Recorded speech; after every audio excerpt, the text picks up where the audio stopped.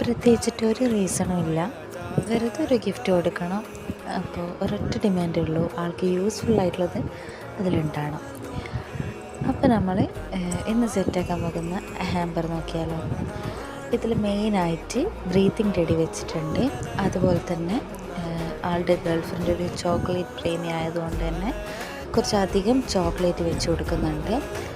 പിന്നെ ഒരു ലിപ്സ്റ്റിക്ക്, 2 ഷെയ്ഡിൽ വരുന്ന നെയിൽ പോളിഷ്, ഒരു ഐലൈനറും കൂടി നമ്മളിതിലോട്ട് വെച്ച് കൊടുക്കുന്നുണ്ട്. എന്താല്ലേ ഒരു കാരണമില്ലാത്തൊരു ഗിഫ്റ്റ് കിട്ടുകയെന്ന് വെച്ചാൽ ആൾ ഭയങ്കര ലക്കിയാണ്.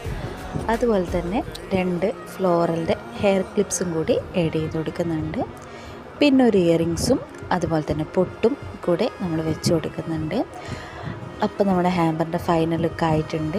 ഇഷ്ടമായ ലൈക്ക് ചെയ്യാനും ഷെയർ ചെയ്യാനും സബ്സ്ക്രൈബ് ചെയ്യാനും മറക്കരുത്. അപ്പോൾ ഓക്കെ, ബൈ ബൈ.